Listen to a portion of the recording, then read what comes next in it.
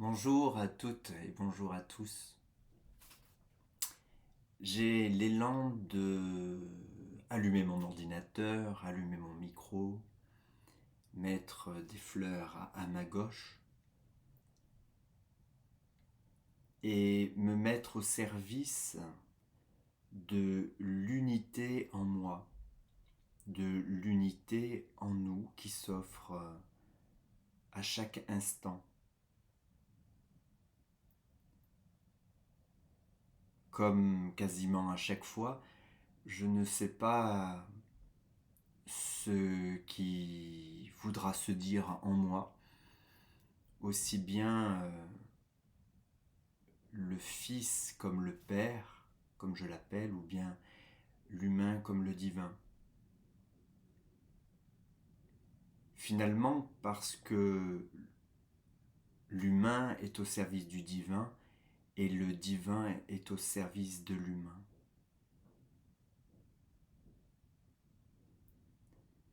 Quelle plus grande paix et quelle plus grande joie peut nous attendre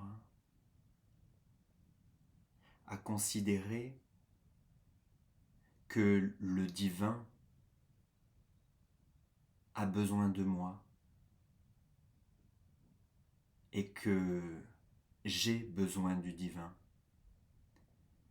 Ce n'est pas un besoin ou une urgence comme on a l'habitude de le voir, mais c'est plutôt une joie infinie qui s'invite à faire vivre l'humain et à faire vivre le divin conjointement.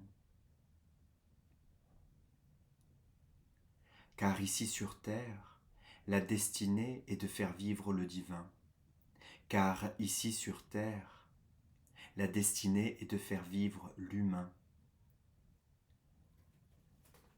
Un humain relevé dans sa grande dignité, cette dignité qui ne s'est pas encore pleinement manifestée ici-bas,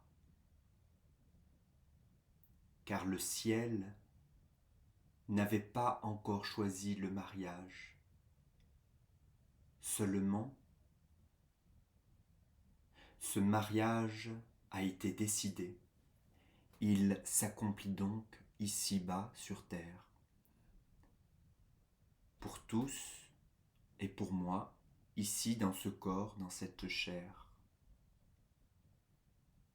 Cette parole qu'il fait chair, cette chair qui fait parole. Ainsi devient la parole œuvrante. Et je reçois l'invitation pour tous à avoir une parole œuvrante, habitée, pleine, pleine de joie et d'amour, car elle est pleine. Quoi d'autre pourrait habiter une parole habitée?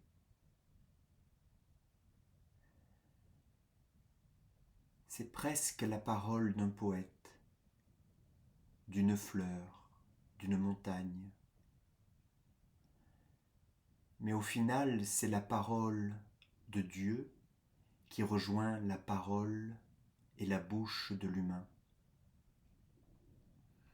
qui se réjouit pour toute sa création, sans distinction, et qui en même temps se réjouit de cette diversité.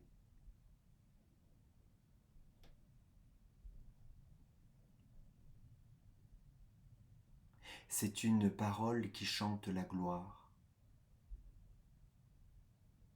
une gloire qui relève, une gloire qui chante, qui se réjouit sans cesse.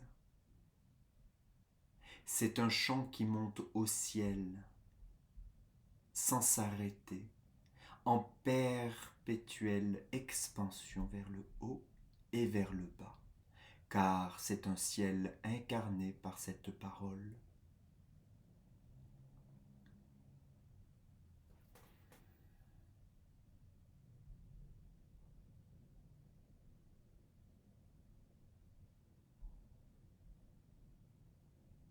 Quel magnifique défi que celui de vivre avec un grand V. Aurions-nous autre chose à faire que de vivre dans sa plénitude la plus pleine?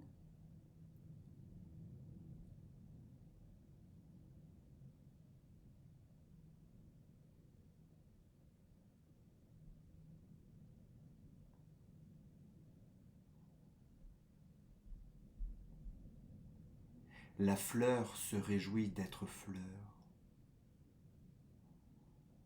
L'humain se réjouira-t-il d'être divin, incarné?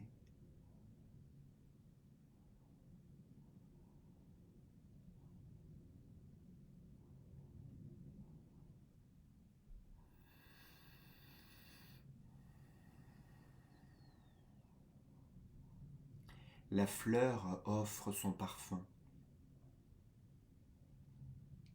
L'homme osera-t-il offrir son amour, sa douceur, sa puissance,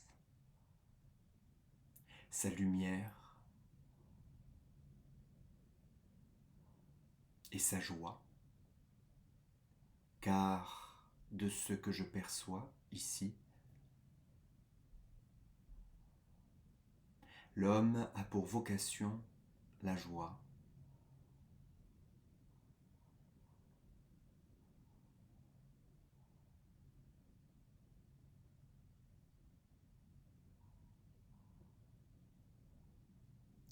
Je vous ai créé dans la joie.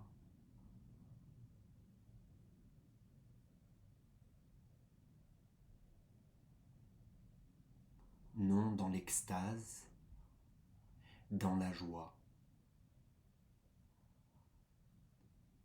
Une joie infinie qui se renouvelle en elle-même pour l'éternité. Ne serait-il pas bon de vivre ainsi ?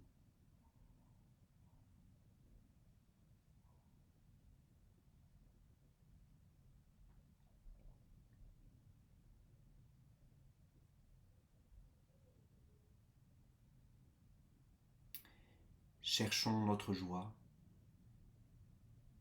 et tout nous sera donné. Sur ce, je vous dis à bientôt